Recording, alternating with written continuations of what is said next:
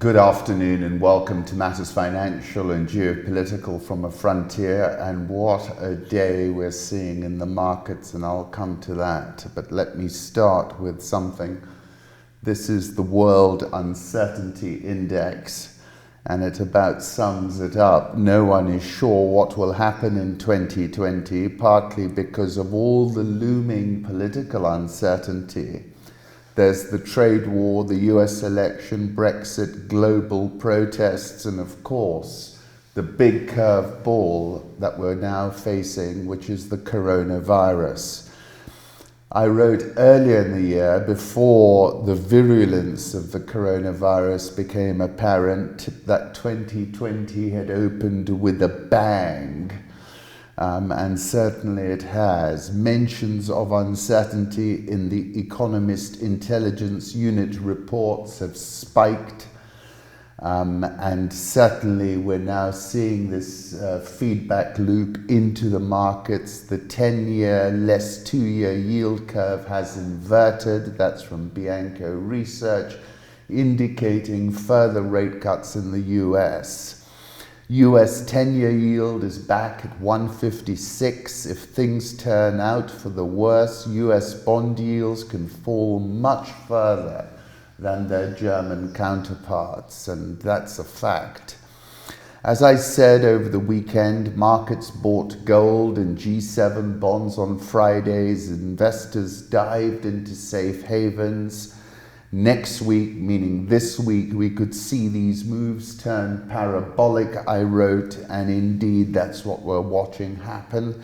Look at this Taiwan stock market, just had one of the worst days in the last 20 years. That's David Inglis, tumbled more than 5% as that market came back from holiday.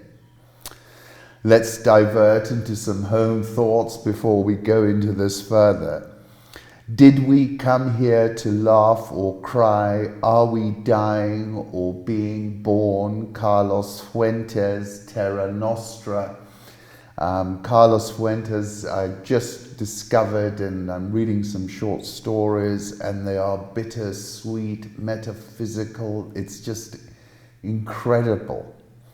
This is the sun rising over the Iwaso Niro River near Shaba National Reserve via Isiolo Wire. This video footage, our favorite afternoon drive, was the best boat ride through the Okavango Delta. The sunsets were glorious, so we preferred to cruise in the evenings. That's from Great Plains Conservation. This is a photograph from Kamles M, music offering at Dargah Ajmer. Ajmer Sharif Dargah is a Sufi shrine of the Sufi saint Moinuddin Chisti, located at Ajmer, Rajasthan in India, which I visited in point of fact. Quite an extraordinary place. It has been estimated that around 150,000 pilgrims visit the site every day. If I have ever seen magic, it has been in Africa. This is Hemingway via Great Plains Conservation again. PBS, Big Bang, may have created a mirror universe where time runs backwards. Why does time seem to move forward? It's a riddle that's puzzled physicists for well over a century, and they've come up with numerous theories to explain time's arrow. The latest, though, suggests that while time moves forward in our universe, it may run backwards in another mirror universe that was created on the other side of the Big Bang. Two leading theories proposed to explain the direction of time by way of the relatively uniform conditions of the Big Bang. If they were complicated enough, both sides could sustain observers who would perceive time going in opposite directions. Any intelligent beings there would define their arrow of time as moving away from this central state, they would think we now live in their deepest past. Quite extraordinary. And as I've written severally, I've found as I've gotten older that time and even the world simply does not move in a linear fashion. At the moment of vision, the eyes see nothing. The moment of vision is in essence a non-linear thing. It's a moment of deep insight. And then annals of technology, streaming dreams. We live in a non-linear world, that's for sure. Political reflections, President Putin reportedly to become supreme leader when he steps down in 2024 under his proposed changes to Russia's constitution. Kobo III, who's quite a wag, says seems Burundi President Nkurunziza, who'll become supreme guide of patriotism when, if he retires in May, has his first international student. 5th of December 2016, I was writing about the parabolic rebound of Vladimir Putin. Nassim Taleb, the Trump peace plan is not about peace and not a plan. It is simply punitive capitulation terms a la Versailles. And that's the point, I'm afraid. The central rule in life is that it is much, much better to panic early than late. Nassim Taleb. Here's an example of the kind of village quarantine roadblocks we encountered. That's Emily Z. Feng talking about the virus. Around 1,200 people returned home from Wuhan for holidays. They didn't know how severe the outbreak was. Now they're under house watch. My article, and I'll just touch on a few points because we've spoken about that before. President Xi warned the coronavirus is accelerating and the country is facing a grave situation. I wrote the precise origins of the coronavirus are yet to be established. Many spoke about snake-to-human transmission and some even pointing the finger at the Wuhan Institute of Virology and the Wuhan Biosafety Level 4 BSL-4 laboratory. I said what is clear is that the CCP suppressed information until we reached a Groucho Marx who you going to believe, me or your own eyes moment. Epidemiologists speak of tipping points. Malcolm Gladwell described the tipping point as the name given to that moment in an epidemic when a virus reaches critical mass. It's the boiling point. It's the moment on the graph when the line starts to shoot straight upwards. In 2014, writing about Ebola, I called it the moment of escape velocity and wrote viruses exhibit non-linear and exponential characteristics. I was also speaking about the new hyper-connectedness of the world, the fact that there's a daily Ethiopian flight between Wuhan and Addis Ababa. And then I was quoting Virilio, with every natural disaster, health scare and malicious rumor, now comes the inevitable information bomb. Live feeds take over real space and technology connects life to the immediacy of terror, the ultimate expression of speed. And in his book, City of Panic, he described the city reconstructed through the use of mediatized panic.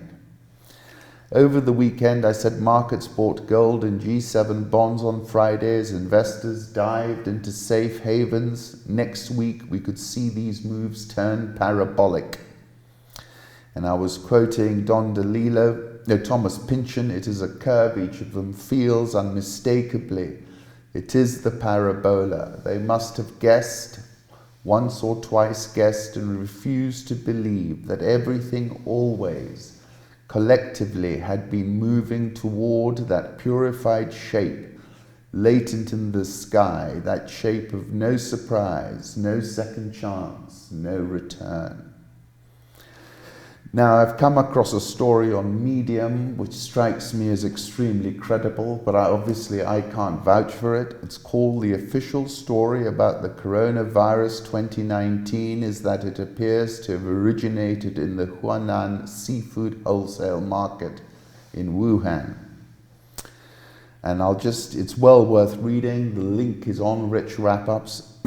What's typically not included in most mainstream news stories, however, is that the claimed epicenter of the outbreak is just 8.6 miles from Wuhan Institute of Virology, which houses China's only P4 level biosafety laboratory capable of storing, studying, or engineering pathogen level 4 microbes such as other coronaviruses, EBOLA, severe acute respiratory syndrome or SARS, HSNI, influenza virus, Japanese encephalitis, and dengue.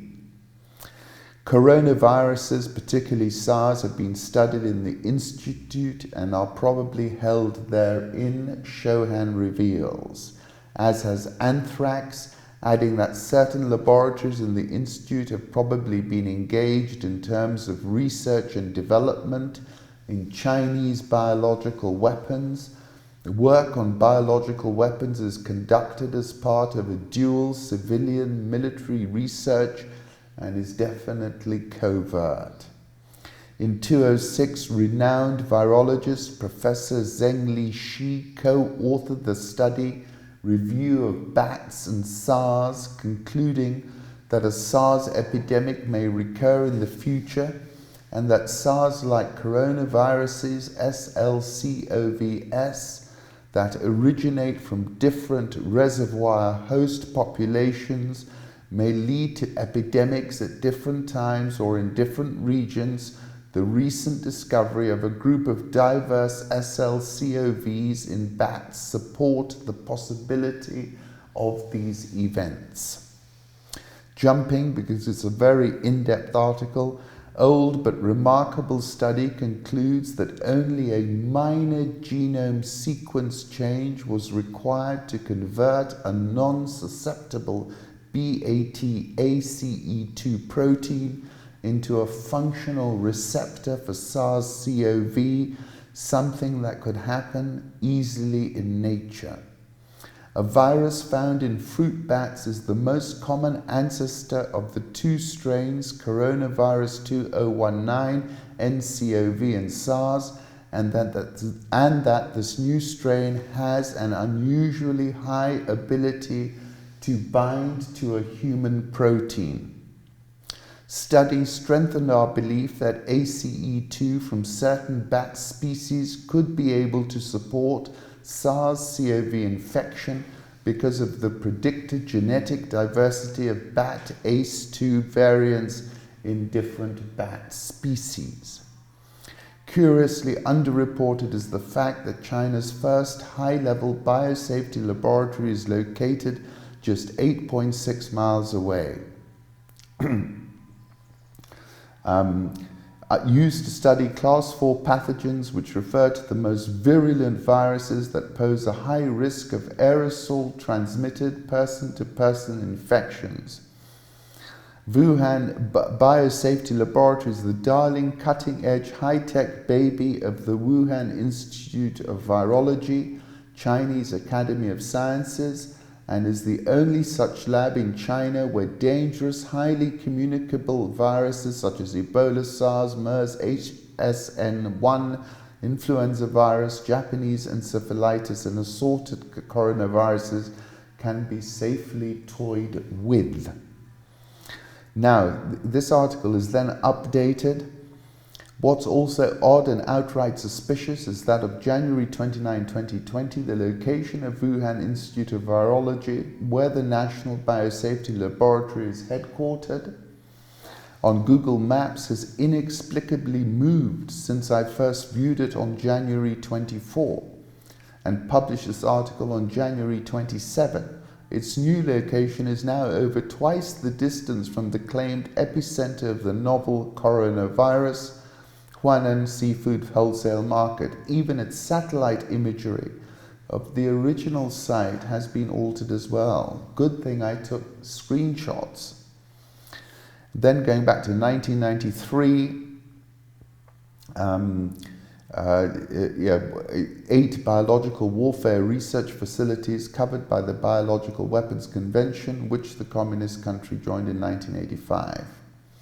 Lab is the Preservation Center for Virus Seeds, a fulminant disease pathogen storage facility, a reference laboratory of WHO, a node for disease network, and finally a core in China's emerging disease research network. Professor Zheng Lixi has almost $10 million in grants to study coronaviruses. Coronavirus spike protein mediates viral entry into cells by first binding to a receptor on host cell surface and then fusing viral and host membranes. Our study reveals a novel molecular mechanism for antibody-enhanced viral entry and can guide future vaccination and antiviral strategies. This study reveals complex roles of antibodies in viral entry and can guide future vaccine design and antibody-based drug therapy. It is mind-bending. It's on Rich Wrap-Ups. Have a look. This is the coronavirus 219 NCOV, able to enter and infect human cells, ACE2 receptor via its spike protein. This is the Wuhan National Biosafety Laboratory. Dr. Eric Ding, very strange, new mystery middle segment that has no coronavirus history. This genomic part comprises also half of the spike region, encoding a multifunctional protein responsible also for virus entry into host cells.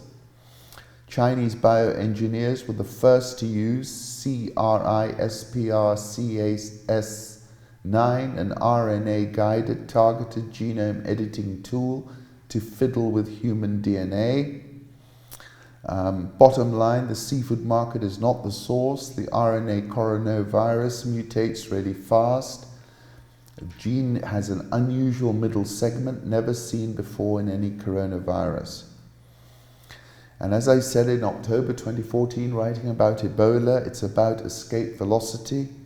Viruses exhibit non-linear and exponential characteristics. It's a numbers game. The more cases you have, the more likely there are going to be mutations that could change the virus in a significant way. Of course, its infection rate is geometrical, and this is from Bianco Research. I still think, as I wrote on the 27th of Jan, that the number is massively undercounted. And again, Bianco Research, infection cases double over 1.71 days. I finally said that this was a Chico, not Groucho Marx moment. Who are you going to believe? Me or your own eyes moment. Let's move on to the markets. JP Morgan revised China retail sales growth forecast and revised China industrial production growth forecast due to the coronavirus. This is from Chigel. Let's move on to the currency markets, where we're seeing a lot of volatility. Euro dollar 110.09, dollar index 98.06, Japanese yen 108.86, Swiss franc 0.9723. The pound is last trading at 129.98, Australian dollar 0.6725, India rupee 71.52, South Korean won 1188.66, the rial 423.07, Egyptian pound 15.8, and the rand 14.75. This is dollar index, which is strengthening, euro dollar, which is also catching a bid as risk comes off. Facebook shares slumped after results show slowing growth. Recorded fourth quarter revenue of $21.1 billion, boosted by ads on Instagram and in video. 25% increase from the period a year earlier, was the slowest ever quarterly sales growth for Facebook. 2.89 billion monthly active users, but growth stagnated in US and Canada.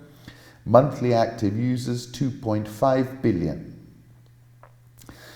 Company's trajectory is limited by the number of world internet users, most of whom already have an account on Facebook or WhatsApp, Instagram, and Messenger. This means finding new revenue streams will be increasingly challenging, requiring experimentation that might not pay off, such as artificial intelligence, virtual reality, and shopping. Facebook has to grapple with a rising cost framework while each incremental dollar of revenue growth gets tougher.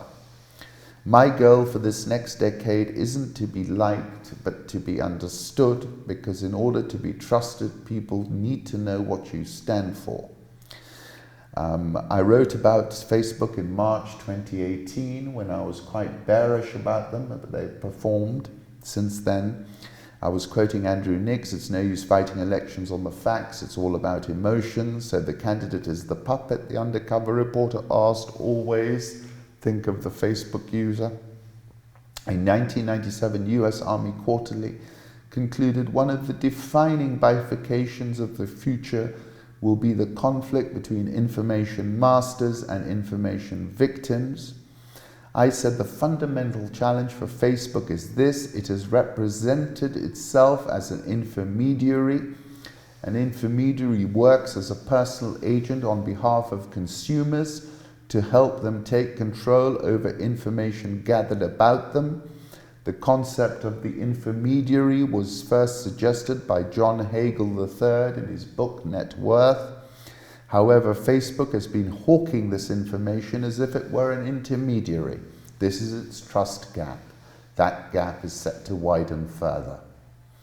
The decline of manufacturing, this is from J.S. Blokland. China's share of global consumption today relative to its level when SARS hit.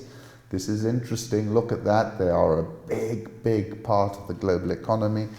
I wrote about this in the feedback loop phenomenon, and copper is obviously suffering from that feedback loop. Never seen a run of losses this long. Gold, that's been on the move higher, last at 1581, just short of 1582. Crude oil getting whacked, $52.40. Lebanese bonds sink to record lows amid concerns over repayment as investors count down to Lebanon's next bond maturity on March 9. A fresh meltdown in the debt market reflects their concern over the government's solvency. Price of $1.2 billion security due in March has declined 5 cents this week to 76 cents on the dollar, a record low that equates to a yield to maturity of almost 300%. $2.1 billion bond maturing in April 2021, traded at 45 cents on Wednesday. May 2029 bonds fallen 8 cents in the past 5 trading days to 34 cents. Lebanon is grappling with its worst economic and political crisis in decades following months of protests. International reserves can only finance external needs until March 2021 before being depleted. I wrote about this in an article in October last year, The New Economy of Anger.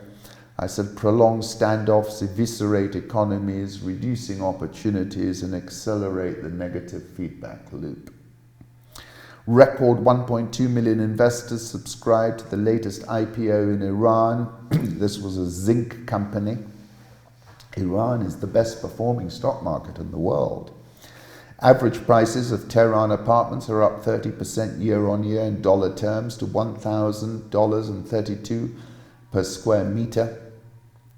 Trump has been a big proponent of coercive financial, currency and sanction warfare, and his policy, as I've said, of maximum pressure on Iran is that policy's apogee, but he hasn't been able to push down the real estate market, has he?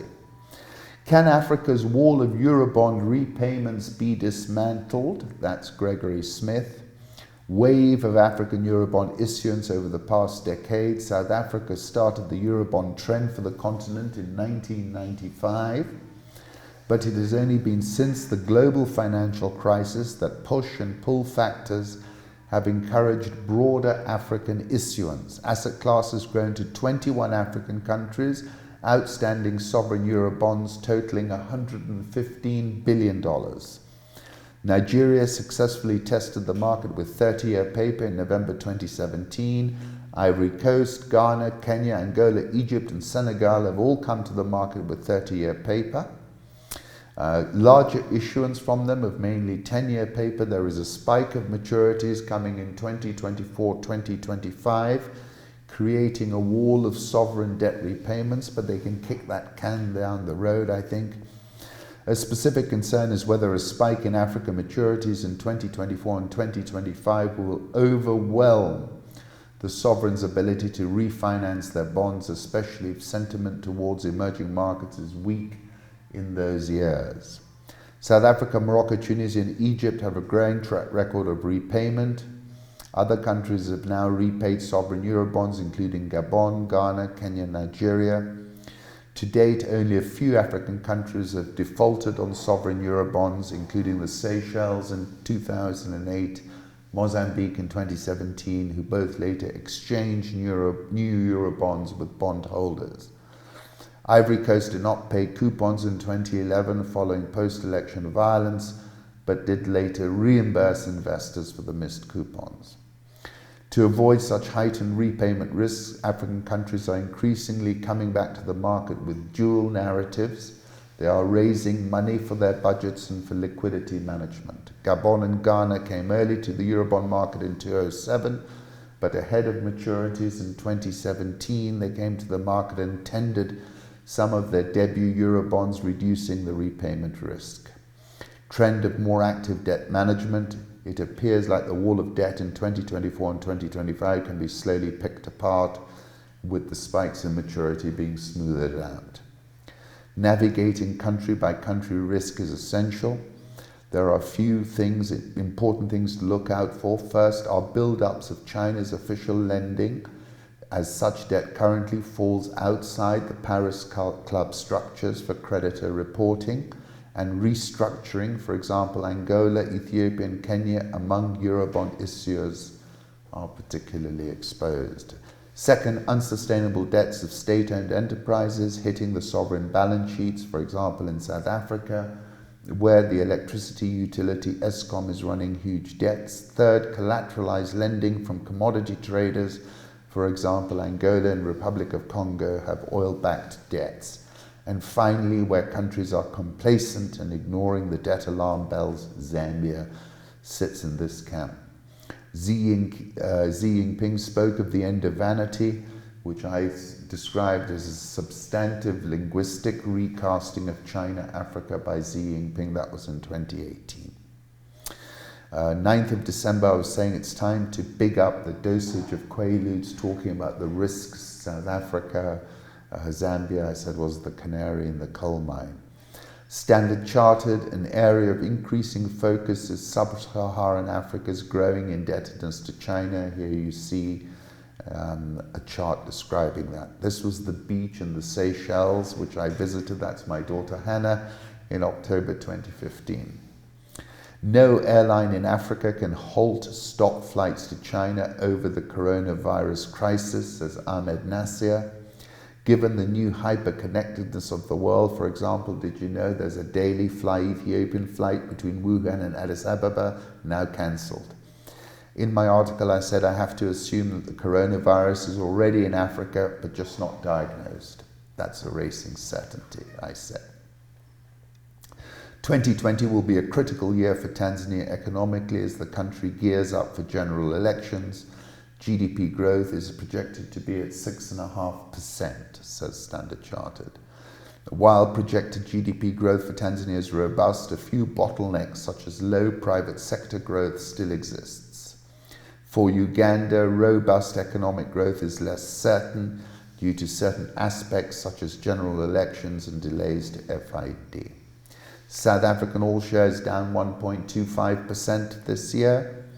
I wrote about the feedback loop phenomenon, the purest proxy for the China, Asia, EM and frontier markets feedback loop phenomenon is the South African rand. To wit, South Africa's rand looks very vulnerable heavily overpositioned with no growth to back that up. That's Robin Brooks, IIF. Dollar Rand, this is a 6-month chart. I think we're going to wobble. Egyptian pound, I think is going to stay steady, 15.80 last. EGX30 down 1.42% year to date. Nigerian all share up 8.45% year to date, but the banks have been walloped after rallying sharply. Ghana Stock Exchange Composite Index minus 0.58%. FX stability will be a key focus to drive growth in East Africa, so says Standard Chartered.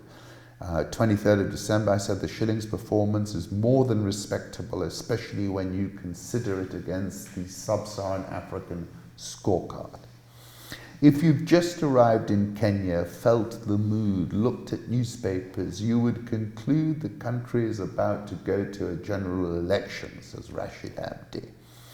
BBI is now an existential intra-elite civil war. Meanwhile, economy tanks, more borrowing, Al-Shabaab threat grows. As I wrote in an earlier article this year, let's finish up in Kenya, where we are currently under a plague of locusts and Al-Shabaab attack, I said. For Kenya, agriculture will be a key driver of the 2020 growth outlook, Standard Chartered again. This is a photograph that Bobby Neptune took of locusts.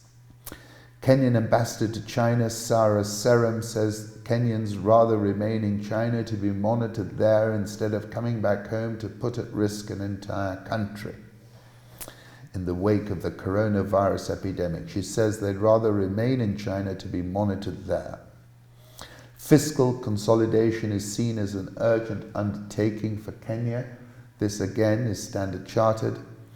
The governor of Kiambu accordingly ceases to hold office. Senators voted on 3 charges: gross violation of the Constitution, county government's law, crimes under national law, and abuse of office and gross misconduct. Successful impeachment of Ferdinand Waititu, governor of Kiambu County, came after the authorities charged him and some family members with alleged crimes including money laundering and the fraudulent acquisition of public funds, and he's been impeached. Mac Otani, Daily Nation, why do Kenyans vote for clowns? Frank Hook, if we set aside the label social misfits and focus on crowd pleasing, we'll find that the circus is even bigger: political trapeze artists, lion tamers, and jugglers.